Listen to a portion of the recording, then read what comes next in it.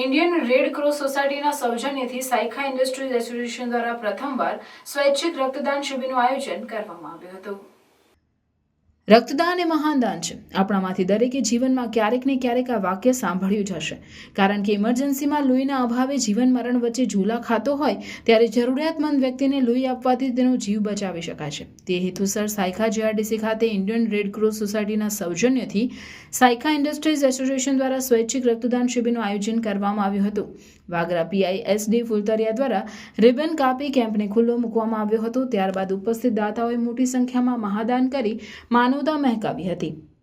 Saykha GRDC એસોસિએશનના સભ્યો પ્રશાંતભાઈ, નેટુભાઈ, મિંકુભાઈ, કુંજભાઈ, દેવેન્દ્રભાઈ, પ્રતિકભાઈ સહિતના ઉદ્યોગકારો, કર્મચારીઓ સહિત પત્રકારોએ પણ રક્તનું દાન કરી કાર્યક્રમને સફળ બનાવ્યો. ઉક્ત રક્તદાન શિબિરમાં મોટા પ્રમાણમાં રક્તદાતાઓએ રક્તદાન કર્યું, જેમાં 302 યુનિટ જેટલું બ્લડ એકત્ર કરવામાં આવ્યું. રક્તનું ઉત્પાદન કરી શકાતું નથી, તે ઉદારદાતાઓથી જ મળી શકે છે. એક દાન 3 લોકોનું જીવન બચાવી શકે છે.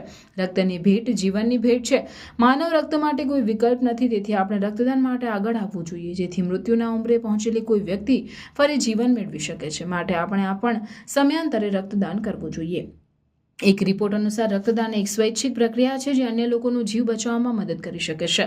રક્તદાનના ઘણા પ્રકાર છે અને આ તમામ પ્રકારના રક્તદાન વિવિધ તબીબી જરૂરિયાતોને પૂર્ણ કરવામાં મદદ કરે છે. રક્તદાનને મહાદાન નામ આપવામાં આવ્યું કારણ કે તમે જે રક્તદાન કરો છો તેનાથી ઘણા લોકોના જીવન બચે છે.